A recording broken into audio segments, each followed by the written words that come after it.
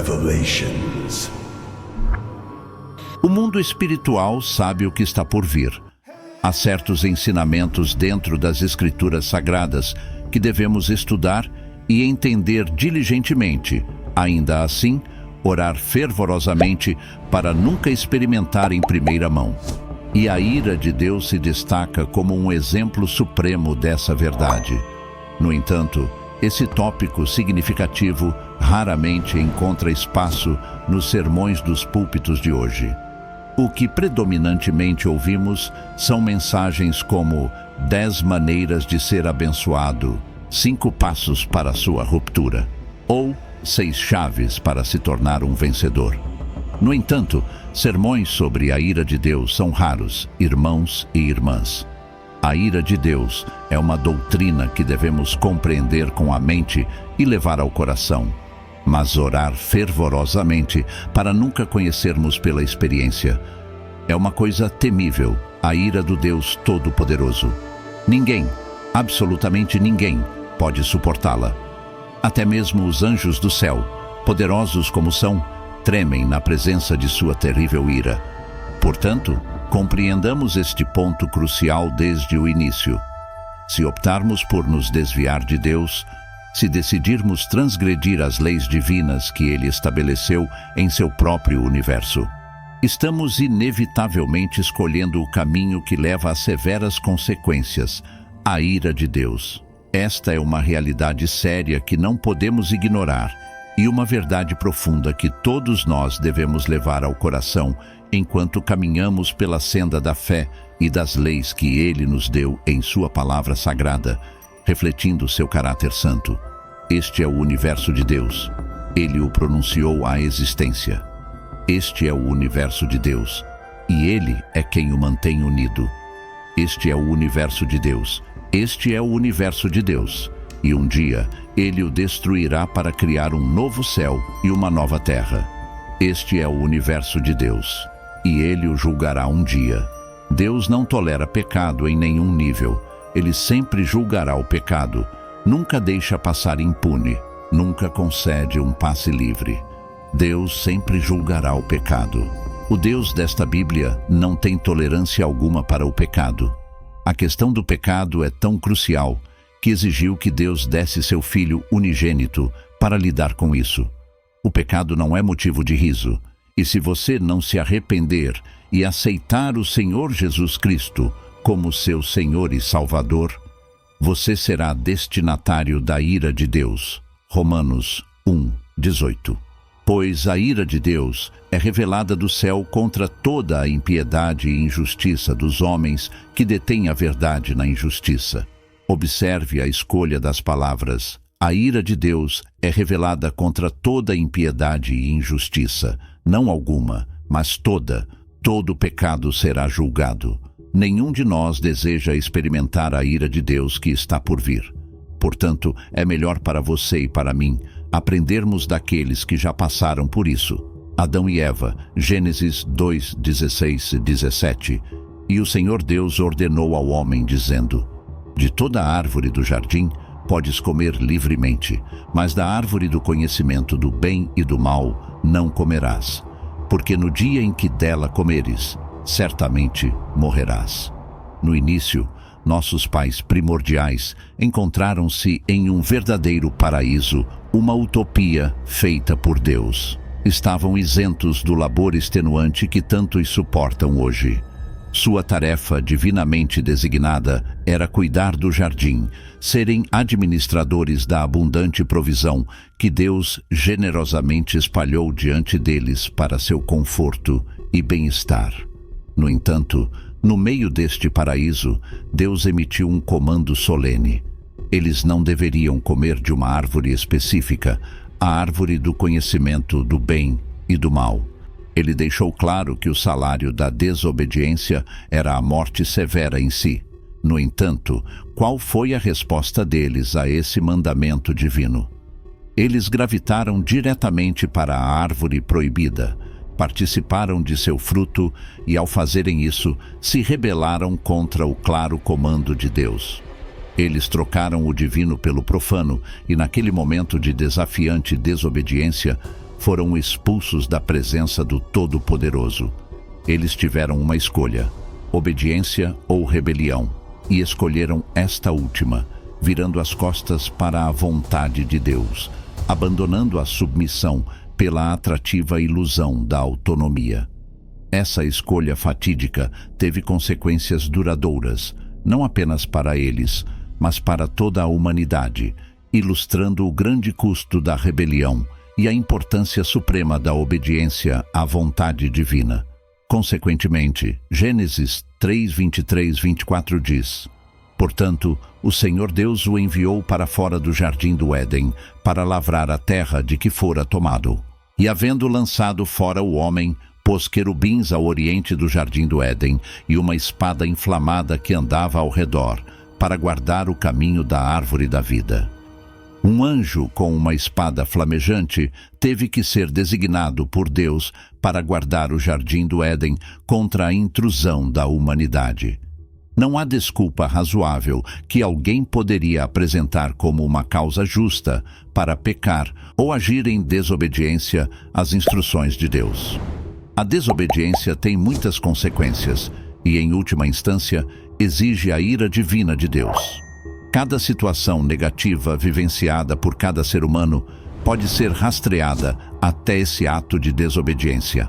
Cada guerra, conflito, briga, desgosto, acidente, funeral, cemitério, caixão, leito de hospital, doença crônica, lágrima, doença, divórcio, dor, trauma, rejeição, cada coisa negativa que já aconteceu na vida de todos pode ser atribuída a esse único ato de desobediência que exigiu a ira de Deus. Mesmo até agora, não estamos totalmente livres das consequências da escolha de Adão e Eva. As consequências de suas escolhas podem sobreviver a você. Portanto, tenha cuidado com as decisões que você toma.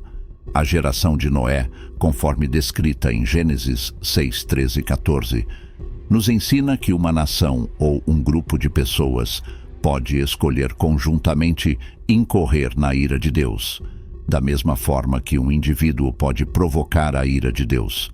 Deus havia informado a Noé sobre seu plano de destruir o mundo devido à crescente maldade dos humanos na superfície da terra. Aprendi que Deus nunca punirá pecadores sem primeiro providenciar uma rota de escape para eles. Noé pregou a retidão por mais de um século e alertou as pessoas sobre a iminente inundação, mas ninguém se importou em ouvi-lo. Zombaram dele porque nunca tinha chovido naquela geração. Então, uma inundação era inimaginável. Portanto, era difícil para as pessoas acreditar que haveria uma inundação. Da mesma forma, as pessoas zombam dos ministros do Evangelho em nossa geração que pregam sobre o arrebatamento e a segunda vinda de Cristo. Muitas pessoas hoje têm dificuldade em compreender o conceito do arrebatamento, achando uma ideia desafiadora de abraçar, principalmente porque é um evento sem precedentes na história humana, com exceção da experiência única de Enoque. Essas pessoas tendem a ignorar o profundo mistério que envolve o nosso Deus, cujos caminhos estão acima dos nossos e cujo poder é ilimitado. Apenas porque um fenômeno é sem precedentes, não o torna impossível no grande tecido do plano divino de Deus. Nos dias de Noé, uma geração cheia de ceticismo zombou da ideia de uma inundação engolindo a terra. No entanto, sua incredulidade não fez nada para impedir a iminente delúgio, que os pegou completamente desprevenidos, chegando em um momento menos esperado. Uma porta para a salvação estava aberta diante deles. A arca, uma embarcação de segurança, mas eles se afastaram, fechando os ouvidos para os apelos sinceros de Noé. Eles não tinham ninguém a culpar além de si mesmos quando a calamidade atingiu, pois suas escolhas imprudentes os desviaram. A opção de entrar na arca para a segurança era deles para fazer. E então as águas do dilúvio vieram. Imagine o terror deles à medida que os céus trovejavam e os relâmpagos iluminavam os céus.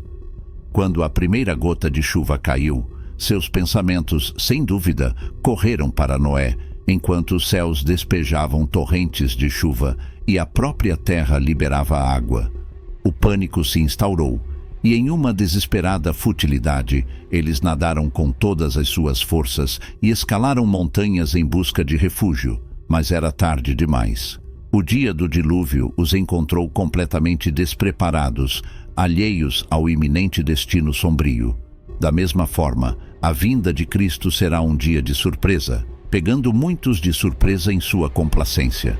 2 Pedro 2, 4, 6 diz: Pois, se Deus não poupou os anjos que pecaram, mas, havendo-os lançado no inferno, os entregou às cadeias da escuridão, ficando reservados para o juízo, e não poupou o mundo antigo, mas preservou a Noé, pregador da justiça, com mais 7 pessoas, ao trazer o dilúvio sobre o mundo dos ímpios, e condenou à destruição as cidades de Sodoma e Gomorra, reduzindo-as a cinzas, tendo-as posto como exemplo para os que vivessem impiamente. Arqueólogos até hoje não conseguem encontrar a cidade de Sodoma e Gomorra. Por quê? Porque Deus derramou sua ira sobre a cidade de Sodoma e Gomorra.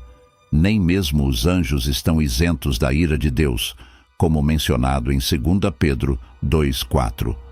Pois, se Deus não poupou os anjos que pecaram, mas lançou-os no inferno e os entregou a cadeias de escuridão.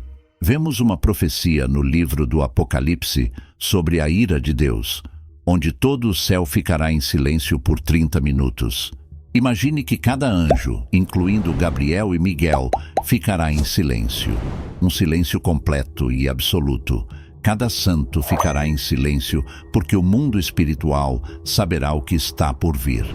Apocalipse 8:1 afirma: E quando abriu o 7º selo, houve silêncio no céu cerca de meia hora. Normalmente no céu, os anjos e os anciãos estão sempre louvando a Deus e cantando adoração o tempo todo. Esse silêncio durante a abertura do 7º selo é incomum e significativo. Apocalipse 4:10-11 descreve a cena usual no céu. Os 24 anciãos prostravam-se diante daquele que está assentado no trono e adoravam aquele que vive para todo o sempre. Lançavam as suas coroas diante do trono, dizendo: Digno és, Senhor e Deus nosso, de receber a glória e a honra e o poder, pois criaste todas as coisas, e por tua vontade existem e foram criadas. O céu é um lugar onde há muita atividade. No céu, há rodas que estão girando e anjos com asas que estão batendo. A Bíblia nos diz que o céu está cheio de corais e orquestras. O céu está cheio de cavaleiros e carros de fogo.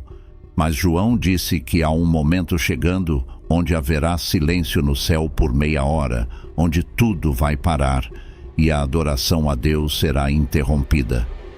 Este é o único momento registrado nas Escrituras onde os anjos e o céu e a multidão celestial não adoraram a Deus porque houve silêncio.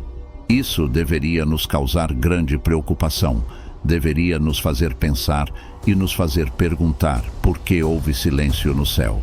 Em Apocalipse 8:2, veremos o que estava prestes a acontecer e o que fez os anjos ficarem em silêncio. Diz: E vi os 7 anjos que estavam diante de Deus, e lhes foram dadas 7 trombetas. 7 anjos receberam 7 trombetas, e ao tocá-las, 7 coisas diferentes aconteceriam. O que são essas coisas? O que na terra silenciaria todos os arcanjos? O que silenciaria todos os querubins e serafins? O que silenciaria todos os santos redimidos? Eu entendo porque as 7 trombetas silenciariam os santos que estão no céu neste momento, porque eles nunca viram o juízo de Deus assim antes. Mas o que eu luto para entender é como esses eventos silenciarão até mesmo os anjos. Os anjos. A razão pela qual digo isso é porque os anjos testemunharam cada calamidade que já aconteceu, cada desastre natural que já ocorreu na terra. Os anjos viram cada terremoto, cada furacão, cada tornado. Eles viram tudo, cada julgamento de Deus que já ocorreu na terra, eles testemunharam. Os anjos viram o julgamento de Adão e Eva quando foram expulsos do jardim com espadas flamejantes. Os anjos viram o julgamento da geração de Noé com o dilúvio, e os poderosos homens correram para as colinas e caíram. Os anjos testemunharam o julgamento de Sodoma e Gomorra, e cada terremoto, furacão, tornado, erupção vulcânica, eles viram tudo. Eles estão todos em silêncio, olhando para a terra em estado de choque.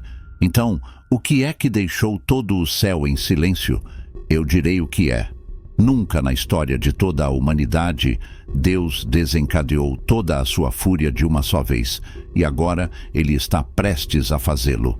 Todos os habitantes do céu veem a ira de Deus se acumulando, se construindo e se construindo, enquanto Deus espera por 30 minutos antes de liberá-la. Apocalipse 8:2. E vi os 7 anjos que estão diante de Deus, e a eles foram dadas 7 trombetas. Depois, outro anjo, que tinha um incensário de ouro, veio e ficou junto ao altar. A ele foi dado muito incenso, para oferecê-lo, com as orações de todos os santos, sobre o altar de ouro que estava diante do trono. E o fumo do incenso, com as orações dos santos, subiu diante de Deus da mão do anjo. Então, o anjo tomou o incensário, encheu-o com fogo do altar e o lançou à terra. E houve trovões, vozes, relâmpagos e terremotos.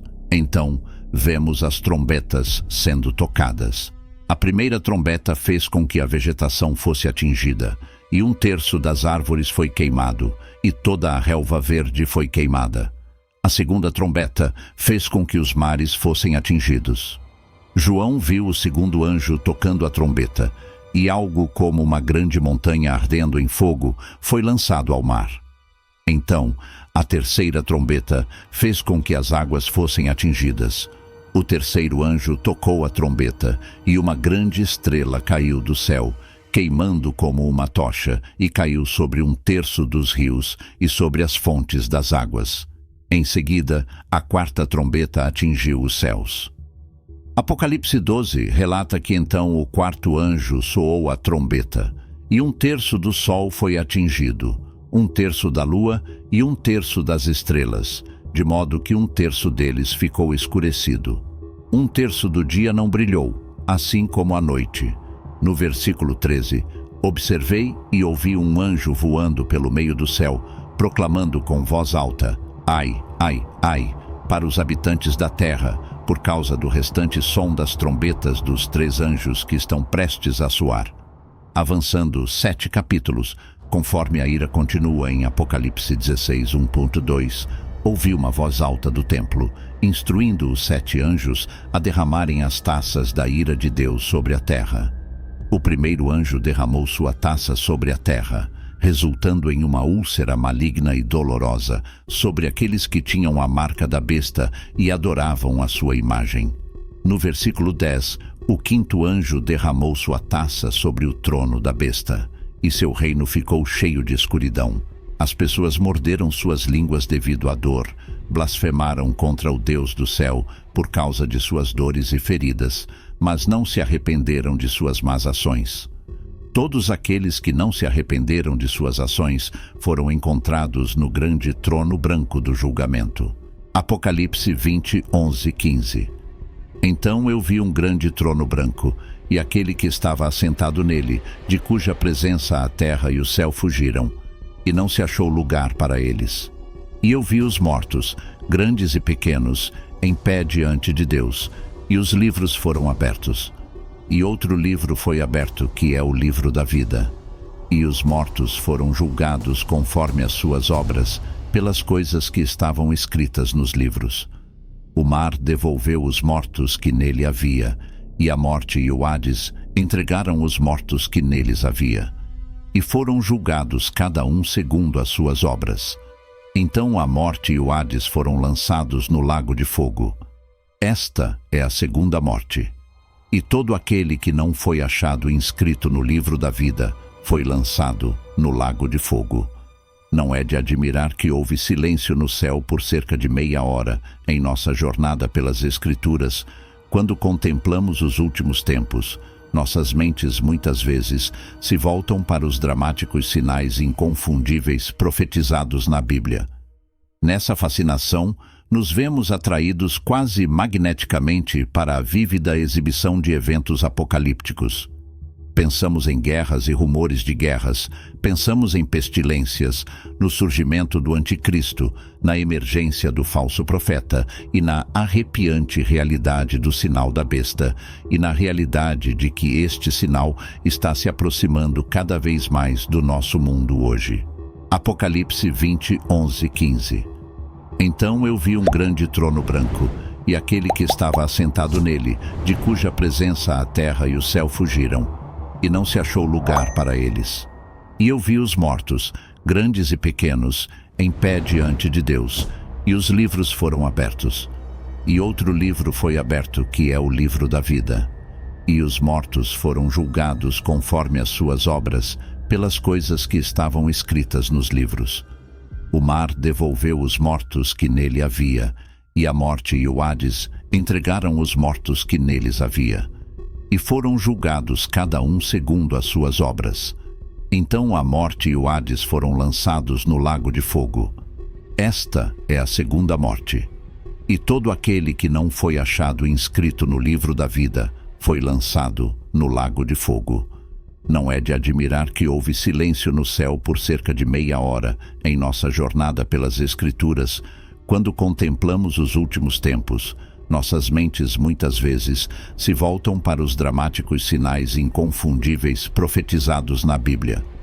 Nessa fascinação, nos vemos atraídos quase magneticamente para a vívida exibição de eventos apocalípticos.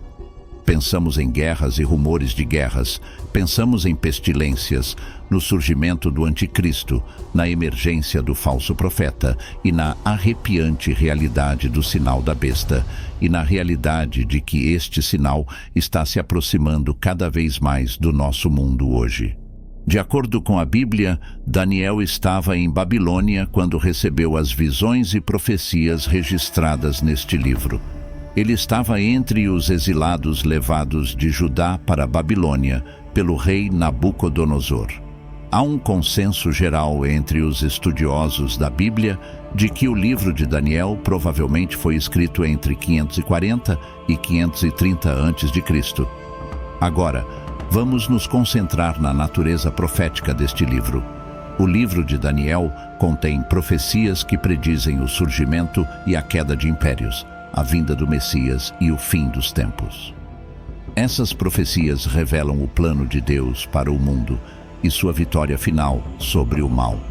Uma das profecias mais significativas no livro de Daniel é a visão da estátua no capítulo 2, que prevê o surgimento e queda de 4 grandes impérios: Babilônia, Média, Pérsia, Grécia e Roma. Esta profecia foi cumprida com notável precisão, à medida que cada um desses impérios ascendeu ao poder e eventualmente caiu. Isso foi um feito impressionante de profecia, e as pessoas da época de Daniel, assim como hoje, ficam surpresas com a precisão. Finalmente, o livro de Daniel contém profecias sobre o fim dos tempos, incluindo o surgimento do anticristo e a vitória final de Deus sobre o mal.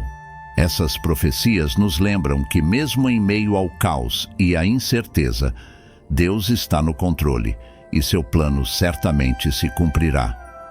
Deus revelou coisas estranhas e incomuns a Daniel, coisas estranhas e incomuns que podemos ver acontecer em nosso tempo e era atual. Hoje vamos nos concentrar em uma profecia específica feita por Daniel, que afeta nosso tempo, e era Daniel 12, 4. Mas tu, Daniel, fecha as palavras e sela o livro até o tempo do fim. Muitos correrão de uma parte para outra, e o conhecimento se multiplicará. Existem diferentes explicações dadas por comentaristas da Bíblia para Daniel 12, 4, e todas parecem ter alguma validade. Todas as interpretações têm pontos extremamente válidos. O propósito do sermão é apresentar as 2 principais interpretações e depois deixar que você chegue à sua própria conclusão sobre qual delas concorda mais. As duas principais interpretações são: a primeira interpretação é que a frase "muitos correrão de uma parte para outra e o conhecimento se multiplicará". A primeira interpretação dessa passagem sugere que haverá um aumento geral no conhecimento humano, ou seja, uma explosão de conhecimento. Isso argumenta que a frase "muitos correrão de uma parte para outra e o conhecimento se multiplicará" se refere às viagens mundiais únicas no tempo do fim, com carros, ônibus, trens, foguetes e aviões, bem como ao aumento do conhecimento físico. A profecia de Daniel afirma que o conhecimento será aumentado, e isso tem sido cumprido de várias maneiras. Estamos vivendo em uma era em que a informação é facilmente acessível e temos mais conhecimento ao alcance de nossas mãos do que nunca antes. Estamos vivendo em um tempo de conhecimento e avanço tecnológico sem precedentes. E um exemplo perfeito disso é a SpaceX, uma fabricante privada de aeroespaço e empresa de serviços de transporte espacial, fundada em 2002 por Elon Musk. A própria existência da SpaceX exemplifica o salto impressionante no conhecimento e nas capacidades humanas. Apenas 2 séculos atrás, o meio de transporte mais comum era a cavalo. No entanto, hoje, empresas privadas não apenas buscam as estrelas, mas estão planejando colonizar outros planetas. A jornada dessas empresas é um testemunho do rápido avanço da tecnologia e do intelecto humano. Em apenas 2 décadas, empresas privadas de fabricação aeroespacial revolucionaram as viagens espaciais. O que é mais notável sobre a SpaceX é seu papel pioneiro na indústria espacial privada. Essa mudança de programas espaciais liderados pelo governo para empreendimentos privados significa uma mudança significativa na empresa humana e no conhecimento. Reflete nosso crescente entendimento da tecnologia. A existência de empresas como a SpaceX desafia nossas concepções sobre o que é possível. Algumas décadas atrás, a ideia de uma empresa privada, não apenas participando, mas liderando a exploração espacial, teria sido inconcebível. No entanto, aqui estamos testemunhando a inovação privada, nos impulsionando em direção a um futuro que antes existia apenas nos reinos da imaginação. Esse salto no conhecimento e nas capacidades dentro de um espaço de tempo tão curto é nada menos que miraculoso. Ele se alinha perfeitamente com a profecia de Daniel. O conhecimento se multiplicará. Estamos vivendo em uma era em que os limites das realizações humanas estão continuamente sendo empurrados mais além. O ritmo acelerado do avanço tecnológico em nosso tempo é uma clara realização das palavras proféticas proferidas milhares de anos atrás. Os últimos 500 anos testemunharam mudanças significativas na forma como vivemos, trabalhamos e nos comunicamos. A invenção da prensa de impressão, por exemplo, permitiu a produção em massa de livros e outros materiais, tornando o conhecimento mais acessível às massas. A Revolução Industrial trouxe novas tecnologias que transformaram nossa capacidade de fabricar bens, aumentando a produtividade e eficiência. O advento da eletricidade permitiu que aproveitássemos essa incrível fonte de energia para iluminação, transporte e comunicação. As pessoas que viveram na Terra há 500 anos levavam uma vida vastamente diferente da que vivemos hoje. A esmagadora maioria da nossa tecnologia moderna não existia há 500 anos. Micro-ondas, televisões, geladeiras, telefones celulares, a internet. Nada disso sequer existia remotamente. As pessoas que viveram na Terra há 500 anos levavam uma vida vastamente diferente da que vivemos hoje. No entanto, nos últimos 25 anos, testemunhamos um aumento ainda mais dramático no conhecimento e avanço tecnológico. A internet revolucionou a forma como acessamos e compartilhamos informações, tornando possível aprender sobre qualquer coisa, a qualquer momento. Podemos nos conectar com pessoas de todo o mundo por meio de redes sociais, videoconferências e outras plataformas digitais. O surgimento dos smartphones permitiu que carregássemos poderosos computadores no bolso, com acesso a informações e recursos infinitos. Fizemos avanços significativos nas áreas de medicina, transporte, energia e muitas outras, tudo graças ao ritmo rápido de inovação e descoberta. Este aumento no conhecimento e avanço tecnológico tem sido tanto emocionante quanto avassalador. Somos capazes de realizar coisas que eram antes impossíveis, mas também enfrentamos novos desafios e perigos. A internet, por exemplo, trouxe uma nova era de conectividade e colaboração, mas também deu origem a novas formas de crime, vícios e observação. A segunda interpretação é apoiada por comentaristas e estudiosos da Bíblia, que defendem a posição de que Daniel 12:4 não se refere a viagens e conhecimento físico, mas está, na verdade, relacionado à busca das Escrituras e à aquisição de conhecimento espiritual e discernimento. Essa visão sustenta a perspectiva de que as pessoas vão de um lado para outro nas Escrituras, buscando-as continuamente, e como resultado, haverá um aumento no conhecimento. Os defensores dessa visão argumentam que a frase "muitos correrão de uma parte para outra e o conhecimento se multiplicará" não se refere a automóveis, aviões a jato ou avanços na educação, mas sim ao estudo da Palavra de Deus nos últimos dias, especialmente o estudo da profecia. Em outras palavras, o que Deus está comunicando ao profeta Daniel é que nos últimos dias, o povo de Deus pode aumentar seu conhecimento das Escrituras proféticas ao se dedicarem à Palavra de Deus. E isso por si só é verdade. É realmente verdade. Nunca na história da humanidade as pessoas souberam mais sobre a profecia bíblica como no dia de hoje. Em nossa geração, temos acesso ao conhecimento da Bíblia como nenhuma outra geração no passado.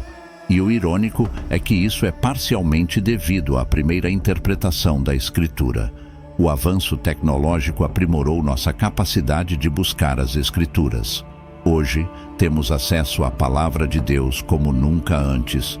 Contamos com inúmeras traduções da Bíblia disponíveis e podemos acessá-la por meio de vários meios, como livros, áudio e plataformas digitais. A internet tornou possível buscar as Escrituras com maior rapidez e eficiência, e podemos nos conectar com outros crentes de todo o mundo para compartilhar insights e interpretações.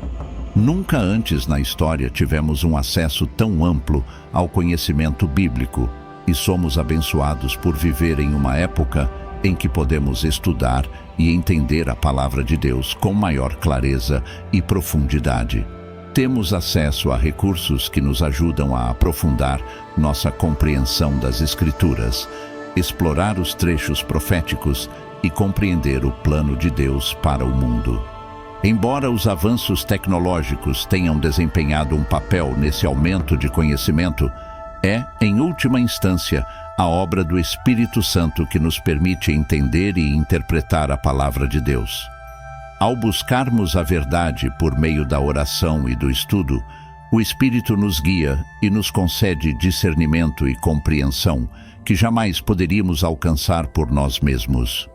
Isso pode surpreendê-lo, no entanto. Você sabia que você e eu temos mais informações sobre Deus do que os apóstolos? Sabia que você e eu temos mais conhecimento de Deus do que o apóstolo Paulo? Sabemos com certeza que Paulo escreveu pelo menos 13 cartas incluídas no Novo Testamento. No entanto, Paulo não teve a oportunidade de ler o livro do Apocalipse, mas nós podemos abrir agora mesmo o livro do Apocalipse e buscar as Escrituras enquanto exploramos as palavras proféticas de Daniel, especificamente em Daniel 12:4, onde afirma que muitos correrão de uma parte para outra e o conhecimento se multiplicará. Devemos confrontar uma realidade séria em nossa geração atual. A acessibilidade e a profundidade do conhecimento bíblico atingiram alturas sem precedentes. Com esse aumento de conhecimento vem uma responsabilidade profunda e, consequentemente, um julgamento mais severo para aqueles que não aderem à palavra de Deus. Esse acesso sem precedentes ao conhecimento intensifica nossa responsabilidade perante Deus. A Escritura nos adverte em Lucas 12:48.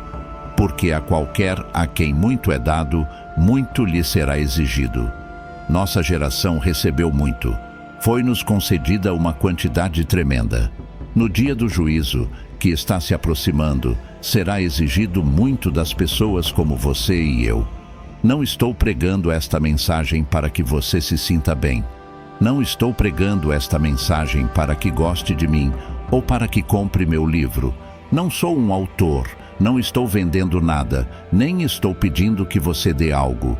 Estou pregando esta mensagem porque todos nós enfrentaremos um julgamento um dia e nossas vidas serão revisadas. É um pensamento sério que milhões, bilhões de pessoas um dia estarão diante do tribunal. É um pensamento sério que neste dia de julgamento, cada homem e mulher receberá um veredito justo e um destino eterno, seja o céu ou o inferno. É um pensamento sério que alguns dos que estão me ouvindo agora estão há dias, talvez até mesmo horas, do julgamento. É por isso que estou pregando esta mensagem. Porque é um pensamento sério que o julgamento está chegando. Mesmo se você não acreditar no que estou dizendo, sua consciência neste momento está falando com você, dizendo que esse dia de julgamento está chegando. Porque a qualquer a quem muito é dado, muito lhe será exigido. Deus exigirá muito de você. Você está vivendo de uma maneira que reflete o fato de que Deus me julgará, irmãos e irmãs? Olhe para os enormes privilégios que nossa geração tem. Podemos dormir ouvindo a Bíblia ser lida em nossos celulares. Há 50 anos, isso era virtualmente impossível, mas nossa geração tem esse privilégio. Você está levando sua salvação a sério? Refletir sobre o julgamento não é apenas um exercício sério, é um aspecto essencial de nossa jornada espiritual. À medida que navegamos pela vida, a cada dia que passa, nos aproximamos inexoravelmente da realidade inevitável do julgamento. Essa progressão constante em direção a um momento definitivo de responsabilidade não deve nos encher de medo, mas sim de um senso de propósito e urgência em nossa fé. A Bíblia nos encoraja a viver com a consciência de que nosso tempo na Terra é limitado e que nossas ações e decisões têm consequências eternas. Em 2 Coríntios 5:10, somos lembrados de que, pois todos devemos comparecer perante o tribunal de Cristo, para que cada um receba conforme o bem ou o mal que tiver feito por meio do corpo. Esta escritura não é destinada a invocar terror, mas sim a inspirar uma vida vivida em alinhamento com a vontade de Deus. Mantendo o julgamento em mente, é mais provável que valorizemos cada dia como uma preciosa oportunidade para crescer em nossa fé, servir aos outros e aprofundar nosso relacionamento com Deus. A Bíblia está ao alcance de suas mãos. Existem literalmente milhares de comentários, centenas de versões da Bíblia ao seu alcance. Isso é tão diferente de qualquer outro momento na história da humanidade. Temos acesso a cada verso da Bíblia sendo dissecado e analisado por pessoas que dedicam suas vidas à leitura da Bíblia. O conhecimento se multiplicará, e de fato tem multiplicado. Você nem precisa ler a Bíblia. Pode estar no chuveiro e ouvir a palavra de Deus. Pode estar no carro e ouvir a Bíblia sendo lida para você. Pode estar fazendo outras coisas e ainda assim ouvir e aprender sobre a palavra de Deus. Alguns de vocês que me ouvem agora podem até estar fazendo outras coisas enquanto escutam, mas ainda estão aprendendo sobre a palavra de Deus. Se você é jovem em sua fé, em minha geração, você teria que esperar até a próxima vez que fosse à igreja para aprender mais sobre a Bíblia. Mas agora você tem acesso a diferentes pastores e suas pregações na internet. Em outras palavras, as pessoas estarão procurando respostas, desejarão saber mais sobre o que está por vir, ansiarão por encontrar respostas e saber o que acontecerá no futuro. Elas desejarão conhecer os tempos finais e, como resultado, as pessoas começarão a entender cada vez mais a Bíblia. Inscreva-se no canal, ative as notificações e compartilhe o vídeo. Obrigado por assistir e fique com Deus.